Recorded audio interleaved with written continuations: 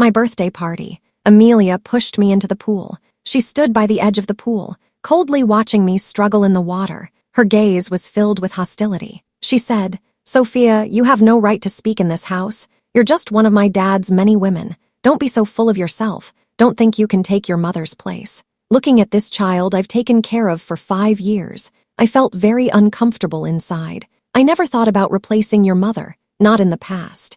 Not now. And there won't be in the future. You also don't have to deliberately complicate things. I will leave by myself tomorrow, under everyone's gaze. I awkwardly crawled back to shore. "You did it on purpose. You wanted to make me unhappy." Amelia's voice was harsh again. "Why are you like this? It makes people feel uncomfortable. I used to think you were different from the other women. You've really gone too far. If it weren't for you, my mom wouldn't have gotten into trouble. You are truly the root cause of this. She was just on her period. I told her not to eat ice cream, yet I faced such unreasonable accusations." I sighed helplessly and explained tiredly. "When I met your dad, your mom was already gone, so her passing has nothing to do with me. I've already explained this many times. But still, no one believes me." Faced with those strange looks around me, I hurried back inside. As soon as I walked in, Ethan came in looking upset. He asked me what really happened. It was supposed to be a nice birthday party. "How did it end up like this because of you? You're not just embarrassing yourself, but you're embarrassing the Smith family. Do you know how important the people here are to me? How did you become like this? You weren't like this before." Looking at this man who has lived with me for 5 years, I can hardly believe it. For 5 years, I have tried my best to play the role of a good wife, pretending not to know his little secrets, keeping the home well organized, being very indulgent towards my stepdaughter Amelia, taking good care of her all along. But what I got in return is the coldness and dissatisfaction between them as father and daughter, the matter mentioned earlier. What do you think about it? I don't want to engage in meaningless arguments with him. You can just throw a little tantrum. Don't go too far. It's just a few photos taken, for someone in my position. It's normal for women to gather around. Those people outside are just putting on a show. I know it's fine once I get home, at this crucial moment before the company goes public. He was exposed in a scandal. This birthday party is supposedly to celebrate me, but the real star is him. I'm just a supporting role, guests attending the banquet. In addition to some successful individuals from the upper class, there are also quite a few journalists. They can help the company go public. He wants everyone to know that we are a loving couple. You want me to act like a loving couple. I've finished my performance. I will move out tomorrow. Don't go too far. Isn't it just that you want me to get the marriage certificate? All right. If you get pregnant again, I will get the marriage certificate with you right away. Ethan's voice rose. We've been together for 5 years. Everyone calls me Mrs. Smith, but in reality, we only had a wedding. We didn't actually get the marriage certificate. The reason we haven't gotten the certificate is that he still loves his ex-wife Emily deeply and cares more for their only child, Amelia. Interestingly, when he was dating other women, he completely forgot about this. Actually, I was pregnant twice before. The first time I was pregnant, Ethan said Amelia is still young. If she has younger siblings, she might feel lonely. I assured him multiple times that I wouldn't neglect Amelia, but he didn't believe me. He forced me to go to the hospital for an abortion, the second pregnancy. I didn't dare to tell anyone. It was 5 months before anyone found out. The next day, a puddle of olive oil suddenly appeared on the living room floor. I slipped because of it. Actually, this time I could have saved the baby, but Ethan insisted on inducing labor. The baby was already formed. It was a boy. I had the lawyer prepare a prenuptial agreement. You sign it first. No need. You should let PR find a way to announce our separation. I turned and went into the bathroom. I saw some blood and tissue in the sink. Those were the stray cats I adopted. It has epilepsy. Although it's not very mobile, it's especially well-behaved. I like to be close to people. I know, this must be Amelia's doing. It's just a sick cat. I'll buy you an expensive one. Ethan glanced at me. He turned away with a look of disdain. He seemed indifferent to life. Don't you think Amelia is too heartless? I cried sadly. Dot has long been my family. After all, she is still a child. Why do you have to hold that against her? You have been taking care of her for these past few years. How can you, as a stepmother, act like this? I feel like you don't care about her at all. Maybe it's because she isn't your biological daughter. Sophia, think about your own issues. Don't push all the responsibility onto others. I married you not to have the family turn into this. He pushes all the responsibility onto me. It's really hard to explain. Over the years, my heart has gradually grown cold over some trivial matters. I lost control of my emotions. I couldn't accompany Ethan to see the guests off. Ethan was very angry. He pointed at me and scolded me loudly. He said I was too self-righteous. I left him. The Smith family is nothing to worry about. He warned me. He told me to think carefully. Don't regret it later. After saying that, he slammed the door and left. He didn't come back all night. Amelia was very pleased. At just 15, she threatened me fiercely. I remember the first time I met her. She was only 10 years old. Because her family was not well off, and she was a girl, she received little attention in the Smith family. She didn't even have the qualification to return to the old house for dinner. Back then, she was very timid. Although she was cautious, she was completely different compared to how she is now. The next morning, the nanny told me someone was looking for me. It was my dad. Now he has arrived. That way, I don't have to spend more time telling him. We haven't been in touch much since we were young, especially after Mom passed away a year ago. Our communication has decreased even more. He blamed me as soon as he arrived. Clearly, I've been doing well. Why should I torment myself? I'm not satisfied even with no worries about food and clothing. I answered him coldly. I want to break up with Ethan. It felt like I was slapped hard in the face. I stood there in a daze for quite a while before coming to my senses. I looked at the man who has called Medad for over a decade, yet he feels no familial bond at all. It was the first time I stood up to him in these 5 years. I have done so much for the Smith family. Isn't that enough to repay your kindness in raising me? You know in your heart, I'm just a pawn in your interests. 5 years ago, you and Mom made me marry Ethan. I did as you asked. In these 5 years, I've worked hard to be a good daughter-in-law to the Smith family. The Smith family business has also been doing better and better. It has already become a leader in the industry. Is that not enough? Just finished speaking. Another slap landed on my face. My mouth is filled with the taste of blood. How do you have the right to say such things? If it weren't for your mother, I would never acknowledge you as my John's daughter in this lifetime. Mentioning mother, my heart is filled with bitterness. Our fates are quite similar. Both married to men with a history, and who already have children. She worked cautiously in the Smith family, with all her heart, yet she received no kindness from John and his son. In the end, she couldn't even have her ashes placed in the ancestral hall. By the time my mother's illness was discovered, it was already at an advanced stage. The doctor said it was the result of her long-term depression, from the diagnosis to her passing. It only took a short 3 months. These 3 months were undoubtedly the darkest time of her life. The difficulties from her stepson, the indifference from her husband, made it impossible for her to let go even at the end of her life. She left less than half a month ago. John brought a beautiful woman home, doing some inappropriate things in her bed. I absolutely do not want to live like my mother. John and Ethan are both selfish and heartless people. It's really annoying to be so loud in the morning. If you're going to make noise, go outside. Amelia walked over with a look of disgust. John quickly smiled and handed over a gift, but it was pushed away by Amelia. She indicated that she didn't need these things at all. Her home is not lacking in these little trinkets. John looked a bit awkward. His face alternated between red and white. Then he started yelling at me. He angrily said that I owe the Smith family. That's something that can never be repaid. You can just wait to suffer in the Smith family. Don't think that just because you got stronger, you can do whatever you want. Without the Smith family and the Smith family, you really amount to nothing. Take care of yourself. After saying that, she stormed off angrily. Your birthday gift that you received yesterday. Did you see that? Amelia showed a sly smile. Her eyes were full of provocation, asking whether you like it or not. This is just a little warning for you, if you continue to stay at my house. I have many ways to deal with you. I don't know when it started. The once obedient and sensible little girl has completely changed. Now she has become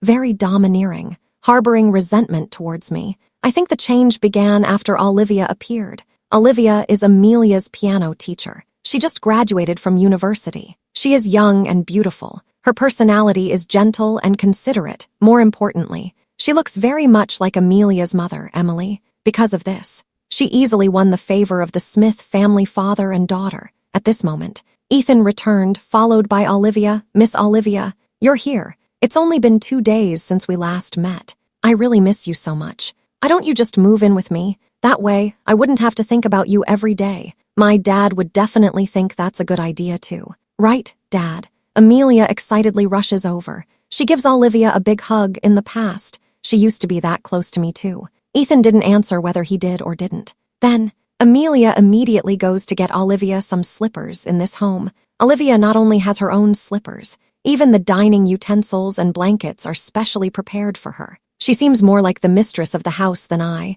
the so-called Mrs. Smith. I turned around to head back to my room, but Ethan called out to me. He said, "This is a new cat I specially bought for you." While saying this, he handed me a cardboard box. Inside was a very cute little white cat. The kitten is particularly beautiful. It's worth quite a lot, but no matter how expensive or good it is, it can't compare to Diane. There's no need. I coldly pushed the box back. The paper box fell. The kitten tumbled out from inside. It hurriedly ran away. As a result, it accidentally scratched Olivia's leg. "It's all your fault, you unlucky guy." Amelia instantly got angry. She kicked the kitten away fiercely. Pointing at my face, she yelled, "You did it on purpose. You're jealous of the attention Dad and I give to Miss Olivia, so you deliberately caused her trouble." Ethan quickly squatted down. He checked Olivia's injury with concern. They looked like a family of 3. "It's fine. The wound is just a little scraped."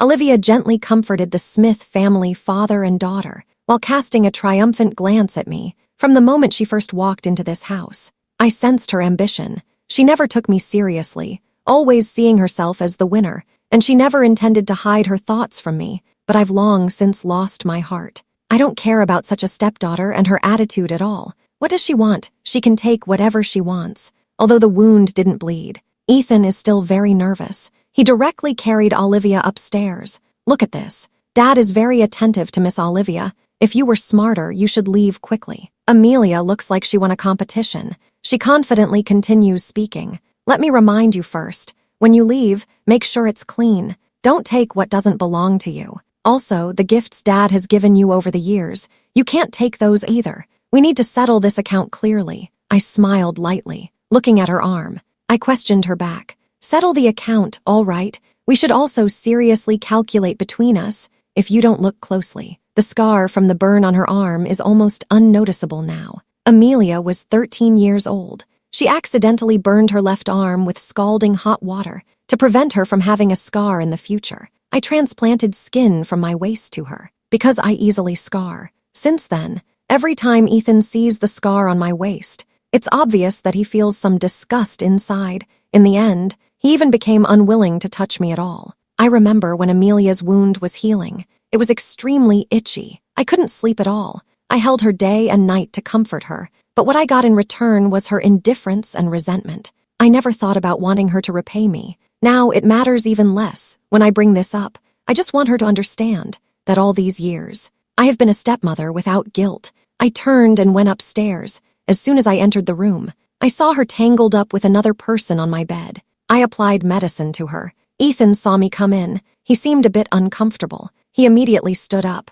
There was really no need to be so tense about applying medicine. It felt sneaky. In the past, although Ethan had connections with other women outside, he at least knew to keep his distance. Now he actually brought someone home, even cuddling on my bed. It seems Olivia is different in his heart. She really is not like the other women. "You all carry on." I said these few words without much expression. Then I walked straight to the wardrobe. I pulled out the suitcase. I left the room without looking back. In the past 5 years, my belongings are pitifully few. One suitcase can hold everything. Ethan chased out behind me, shouting, "Can you stop being so unreasonable?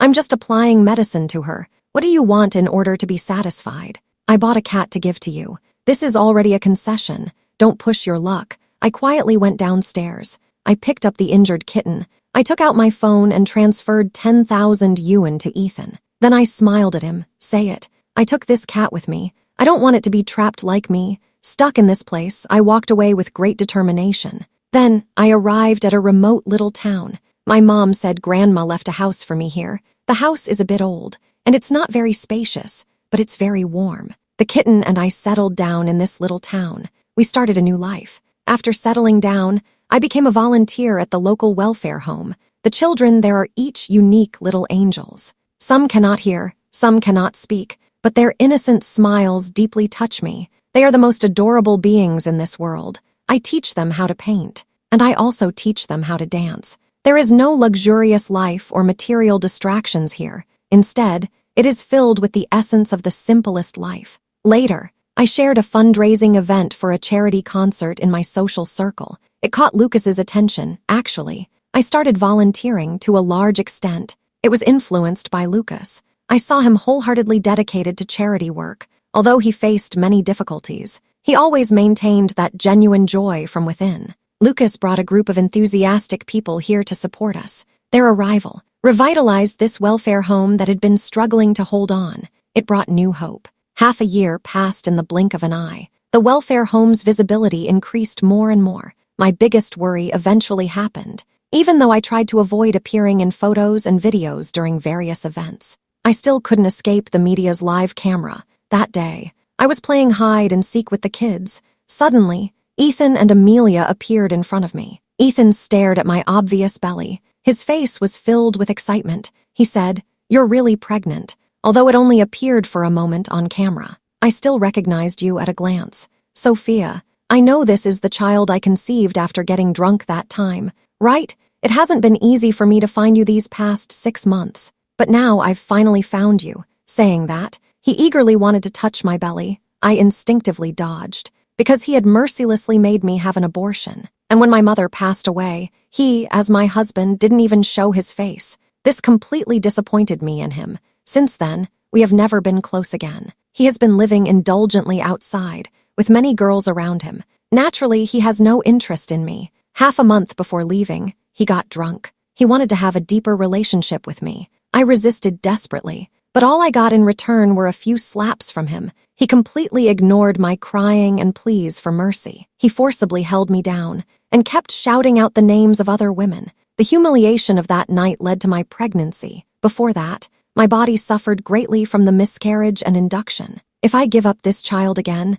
I will never be able to be a mother in my lifetime. After a painful struggle, I finally decided to keep this little life. I thought that from then on, I could have nothing to do with Ethan, but fate played a joke on me. He appeared in front of me again, and he looked very excited. He seemed to be very surprised by the arrival of this child. He had been looking forward to it. "Auntie, I know I was wrong. I didn't understand before. Please forgive me. It's been half a year since we last met. Amelia has lost a lot of weight. Her complexion is yellow. She looks very weak. She is completely different from the confident and flamboyant rich girl she used to be." "That's right. We are family after all. As long as you're willing to come back with us, you can go get the marriage certificate tomorrow. You are still my official wife." Ethan, the sincerity of the father and daughter is truly touching, but I know them too well. I just barely managed to break free. How could I possibly turn back so easily? "You all go ahead. I will not go back with you. I didn't expect that." Suddenly, Amelia knelt down. She cried very sadly, "Say it. Auntie, please forgive me. You used to care for me so much. How could you bear to just leave me and Dad like this?" It seems she knows that I was good to her before. "Yeah, it's all for the sake of the child. You should come back with us. If you care about Olivia, I can ask her to leave right away. From now on, our family of 4 will live happily." I understand in my heart. Their sudden enthusiasm must have ulterior motives. Just when we were pulling apart, the kids and other volunteers were also drawn over. Ethan saw this scene. He ignored my objections. He introduced them as my husband and daughter. The director rushed over after hearing the news. He arrived immediately. He warmly received them as honored guests. He sincerely invited them to stay at the welfare home for dinner. After dinner, "You must leave quickly." I suppressed my anger. I quietly warned Ethan, "I am willing to stay for dinner. It's to give them face, based on their status, to be able to sit at the same table as me. It's simply a blessing earned over several lifetimes. Sophia, you must remember, today I am willing to do this for you, as expected. Ethan is just that kind of person. He will never change in his lifetime." To welcome them, the kitchen at the welfare home specially prepared a lot of dishes. These are good dishes that are usually only available during festivals. But Ethan and Amelia are not grateful at all. On the contrary, they look disgusted. They won't even pretend to like it. Is this even something a person can eat? This place is so dirty. No one would want to eat this, not even a dog. "Sophia, you usually eat this kind of stuff. How do you manage to eat it?" Amelia is even more exaggerated. She was jumping up and down while yelling, "Dad, let's hurry and leave. There are germs everywhere here. I don't want to stay here at all. Look at what she's wearing. It's all torn and ragged. Don't her parents buy her new clothes? The children are all very kind. They think they must have done something wrong. Everyone is looking down, softly saying sorry. But Ethan and Amelia are not holding back at all. On the contrary, they are being even worse. They are trampling on their enthusiasm and innocence. I can't hold back anymore. I grab the water cup and throw it hard at Ethan. Get lost. I've already said it. I won't go back with you. We are not from the same world. To begin with, don't disturb me anymore. Can't we part ways gracefully, part gracefully? Sophia, you are really too naive. Ethan shows a hint of a cold smile. In this world, it's always been me, Ethan, who makes others leave. Do you think you have the right to choose? I warn you. My patience is limited. I don't have time to play tricks with you. Amelia and I personally came to pick you up. That's already giving you face. Don't be ungrateful. You have to make me angry. Don't blame me for disregarding our past friendship when the time comes, he said in a threatening tone. Then go ahead and try. Someone rushed in. It's Lucas. He told the dean to take the kids away first. Then he unhesitatingly shielded me behind him, indicating that I was here. He absolutely wouldn't let the other party harm me again. Ethan saw Lucas. He was momentarily stunned. Then his expression suddenly turned very bad. He loudly accused me. All right, Sophia, I wondered why you were so determined to leave. Turns out you were getting close to someone else. Who gave you the courage like this? To dare to do such a thing? You should consider who you choose as a boyfriend. How could you possibly pick someone like this? Lucas looked at Amelia. His expression wasn't very good. He reminded her to be cautious when speaking in front of the children. Ethan wasn't angry. On the contrary, he smiled. He pushed Amelia in front of Lucas. Speak up. If you hadn't said it, I would have almost forgotten. Come here. Amelia, meet your uncle. This uncle was adamantly against your mom and me being together back in the day. Your mom's suicide was because of them. They forced her into it. I'm sorry. After your mother passed away, he even wanted to take you away from me. Now he actually wants to fight us for Sophia. Amelia glared at Lucas in anger. Her eyes were filled with hatred.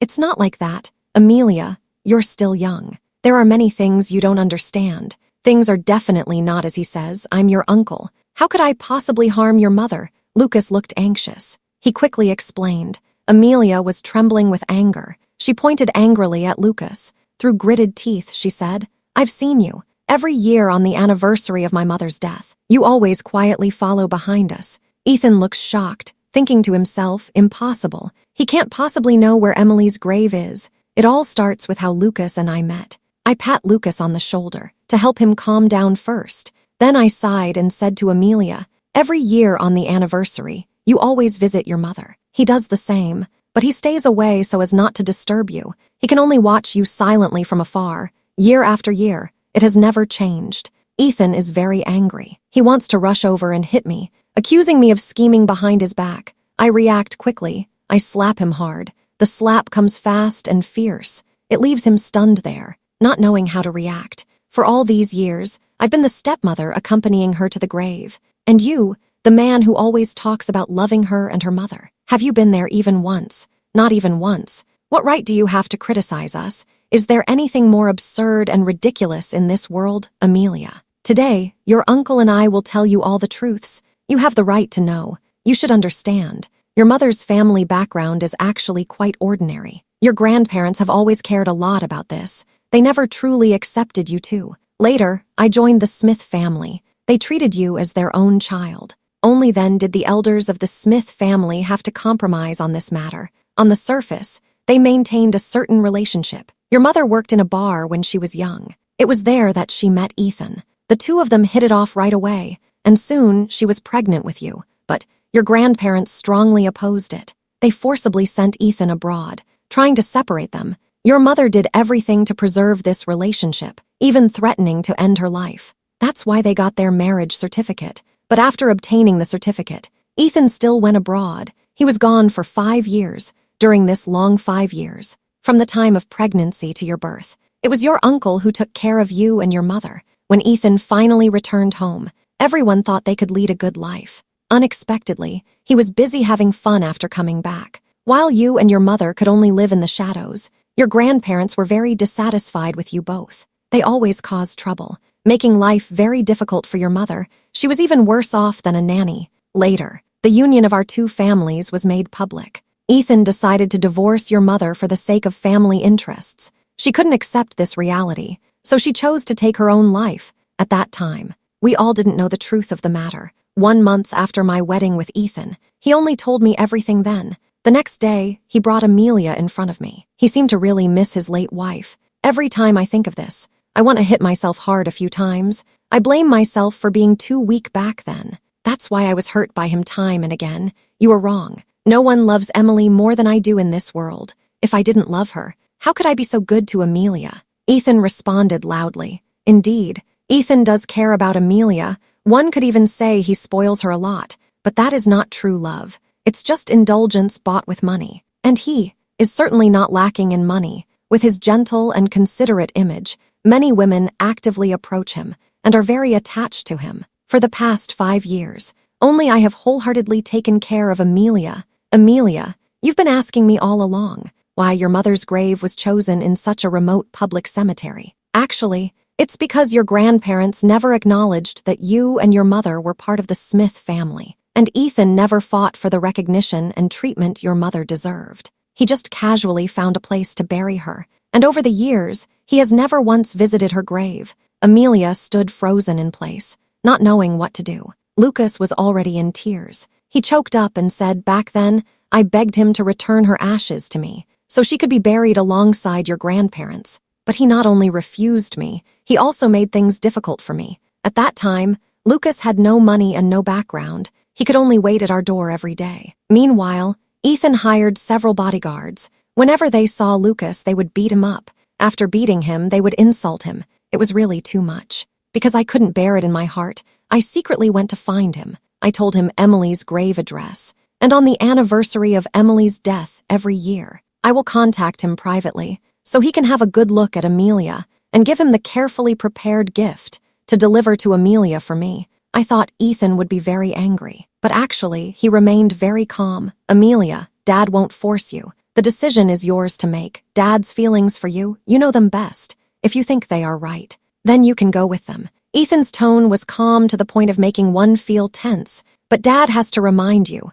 once you leave, don't think about turning back. He smiled confidently, completely aware of his daughter's thoughts. Amelia pushed Lucas away without hesitation and ran behind Ethan. She shouted angrily at Lucas, "You are lying. You are deliberately trying to sow discord between me and Dad. I don't believe a word you say. Dad is just too soft-hearted. Someone should really teach you a lesson." Lucas snapped out of his sadness. His eyes showed disappointment. After all, Amelia has Ethan's bloodline. She has a selfish personality. She doesn't understand gratitude at all. How could she possibly give up her privileged life? The director saw that the situation on our side was getting more serious. He was worried that something unexpected might happen, so he decided to call the police. Before leaving, Ethan said seriously that he would never let me off easily. I understood in my heart. Ethan is not someone who just talks. He will definitely find a way to bring me back to his side. Sure enough, in just a few days, Michael came to find me. He is John's son.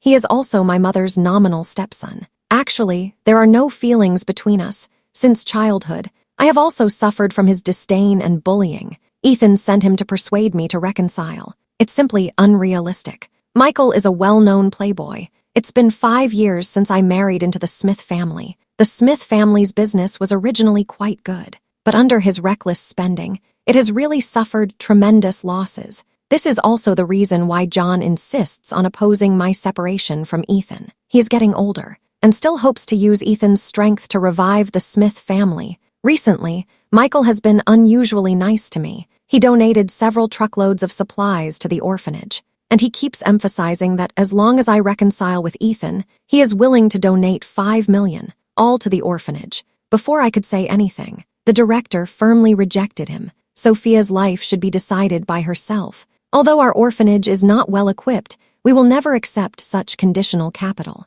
This time, Michael is in big trouble. He, who is usually so high and mighty, actually knelt down and begged me without any regard for his pride. He said, "Just help us this once. After all, the Smith family has been taking care of you for so many years. If you don't go back with Ethan, he definitely won't let the Smith family off the hook. Are you really going to just watch the Smith family's business collapse?" I glared at him coldly. "Why not? I didn't expect you to be such an ungrateful person. You were pretending to be well-behaved and understanding before, but it was all fake. You are truly ruthless. This is really too much, seeing me so resolute. Michael no longer concealed his feelings. He started cursing at me angrily. No matter how vicious my words are, they can't compare to what you did to my mother. You forced her to kneel and clean your shoes. You forced her to eat the food you spat out. You even hid blades in her shoes. I used to be like my mother, always yielding and retreating, but that was completely useless. They have no conscience. That's why I have to resist. I want to leave them and live the life I want to live. Michael was so angry that he wanted to come over and hit me. The kids rushed out immediately. They stood in front of me with their little bodies, confronting Michael. No one was willing to back down, even though no one said anything. Their support was immense in the end. Michael had no choice but to leave in anger. As long as I'm still here, the orphanage will never be at peace. I refused the director's plea. I decided to go to another city to hide for a while. When Lucas found out, he hurried to ask the director to find a way to keep me. He said he was on his way, and asked me to wait until he arrived before making a decision. But I still quietly left when no one was paying attention. As a result, I had a car accident on the way. It was an old car without a license plate. I was thrown out from the impact. When my consciousness was fading, I saw the driver get out of the car. He slowly walked towards me. There was no sign of tension on his face. I'm holding my stomach, weakly asking him to help me. Help, save me. I thought to myself that I'm not dead yet. But his voice was cold. Then he walked to the side of the road, picked up a stone, and walked back towards me. I desperately wanted to escape, but my body couldn't move. My head was also feeling dizzy. My eyes were getting heavier. I felt like I was about to pass out. When I woke up again, I found myself lying on a cold operating table. My body still couldn't move. I tried hard to wake myself up. I looked around, but something was wrong. This is definitely not a hospital. The room was in disarray. The lighting was dim. The windows were covered with newspaper. There were rusty instruments nearby. The air was filled with a pungent smell of disinfectant, and blood bags were continuously being infused into my body. I suddenly understood. This small town doesn't have a hospital at all. The nearest health center is 100 kilometers away. Suddenly,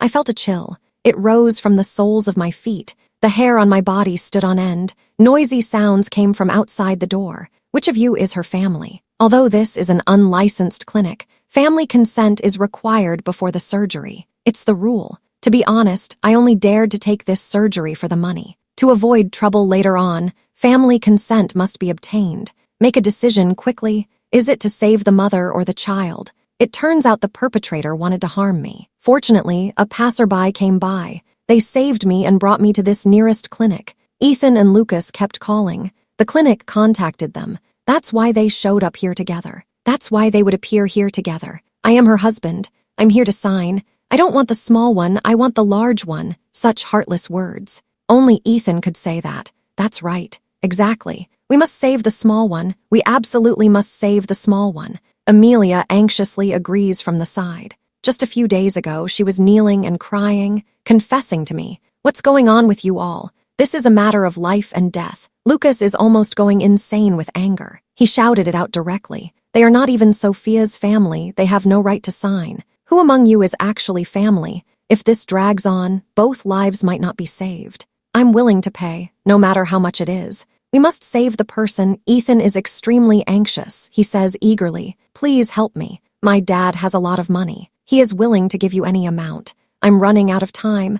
I have leukemia. There are no suitable matches in the database. I just need to keep this child alive. Then I will have a chance to survive. Amelia is also crying very sadly. She said threateningly, if you don't obey, my father will definitely not let you go. It wasn't until this moment that I finally understood. The real reason they, father and daughter, came to find me was to get the child in my belly, to save Amelia's life. Amelia, I am your biological uncle. From a blood relationship perspective, I have a great chance of being a successful match with you. I promise you, once Sophia is okay, I will immediately accompany you to the hospital for matching. Is that all right? First, save Sophia. Her situation is very urgent right now. I am really anxious. Lucas is pleading. Stop talking. What qualifications do you have to voice your opinion here? Amelia and Ethan said almost simultaneously. At this moment, someone hurriedly rushed over. I heard Michael's voice. I am her brother. I'm here to sign. I immediately felt a chill in my heart. Except for Lucas. It seems no one cares about my life or death. As my legal relative, Michael has the right to sign this, but this relative can affect my life. Surely they would choose to give up on me. Michael slowly began to negotiate with the other party. He said, "Brother-in-law, I can definitely sign this, but we need to discuss the conditions. As long as you're willing to sign to protect Zio, you can propose any of my requests." He continued, "Our Smith family has been a bit tight on funds lately. I can help you invest from my side. Whatever amount you need is fine.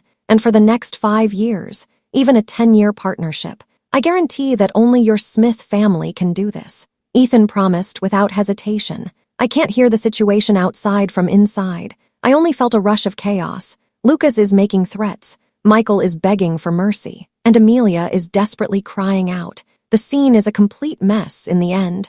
Michael let out a desperate scream.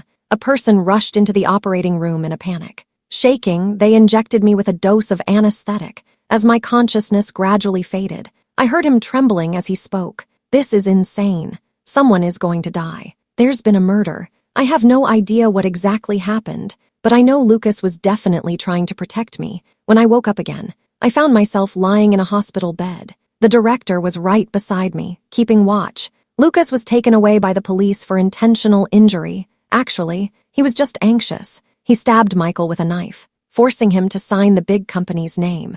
Although Michael's injury is not life-threatening, but he will have to live with a urinary bag from now on. This is more unbearable for him than death. I couldn't save my child in the end, so the Smith family father and son have no value to Ethan anymore. Ethan even bribed the doctors at the Black Clinic. He also testified that Lucas acted in self-defense when he hurt someone. He spent a lot of money hiring a top-notch legal team to help Lucas with his case. Ethan didn't do this out of a sense of conscience, but because I reached a deal with him. Only if Lucas wins the lawsuit would he be willing to undergo the matching process. Whether Amelia can survive depends on Lucas. It's all reliant on Ethan's financial resources and connections. Not long after, Lucas's charge was changed from intentional injury to negligent injury. In the end, he only had to serve 6 months in prison. Once everything settled down, Lucas was sent to the hospital for matching, but the results left the Smith family father and daughter very disappointed.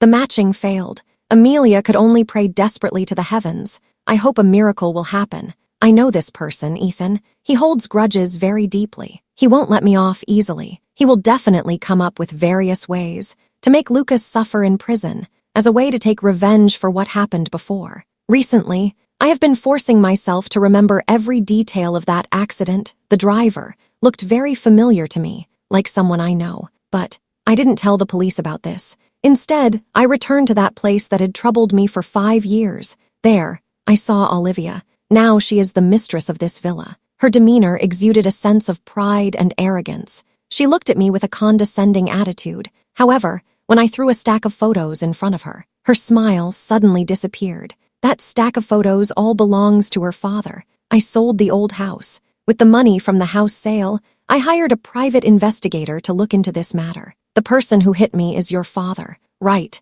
Olivia, you really want me to disappear by any means necessary. Is it because of Amelia? Do you hope something happens to her? If something happens to her, Ethan will have no children. Then you can have your child. You can inherit all his wealth without guilt. You probably don't want her to survive. That's why you want to hurt my child, to take away any chance of her survival." Olivia pretended to be calm. She retorted, "Don't talk nonsense. Don't make accusations here." But I responded with a cold laugh. "It's okay if you don't admit it. Before I fell into a coma, I hid that cigarette butt. Just need to give it to the police for examination. This is solid evidence. Let's make a deal. What do you think?" I waved the cigarette butt in my hand. "What do you want?" She seemed a bit nervous. A little uneasy. "I need money, not a lot, just 5 million. If you give me 5 million, I will give you this cigarette butt. I lost a child. How could I easily let the murderer go?" Olivia clearly had doubts about what I said. I smiled self-deprecatingly. "What kind of people are the Smith family father and daughter? You probably know in your heart. In the eyes of others, I, Mrs. Smith, shine brightly. But in this family, I have endured a lot of grievances towards the two of them. I am filled with disgust. How could I willingly give birth to a child of the Smith family? I refuse to suffer these grievances for 5 years in vain, so I want 5 million. Consider it compensation for my 5 years of endurance. After I get the money, I can completely leave here and start a new life. Olivia listened to this. She frowned. During the time I was gone, she finally moved into the Smith family's villa as she wished. I think she should understand my suffering here better than anyone. All right, but I need some time to raise the funds. She hesitated for a moment before agreeing to my proposal. Then I'll wait for your news. I stood up, preparing to leave, but stopped at the door. I wanted to ask you, since you're so close to Amelia, why would you let her get hurt? Behind me came Olivia's cold laughter. It was filled with anger, intimacy. She is young but very cunning, always acting so high and mighty, but treating me like a beggar, pointing fingers and giving orders. In fact, she isn't worth liking at all. I tightly gripped the voice recorder in my pocket. No turning back. I walked out of the villa, even without a cigarette butt. I didn't want that 5 million either. I just wanted Olivia to tell the truth, so I sent this recording to Amelia. That night, a murder occurred at the Smith family villa. Amelia was very agitated. She actually stabbed Olivia to death. Her actions were extremely brutal. Olivia was severely injured. The scene was a complete mess. Ethan certainly wouldn't let his daughter get hurt, so he paid to hire a famous psychiatrist to forge a mental illness diagnosis for his daughter. He wanted to use this to exonerate her. When I visited Olivia during the day, I hid a listening device under the sofa. That night, I was hiding in a car near the Smith family's villa, nervously listening to the entire incident unfold. These recordings can completely prove that Amelia committed murder intentionally, and her thinking was very clear during the crime. She acted like a normal person.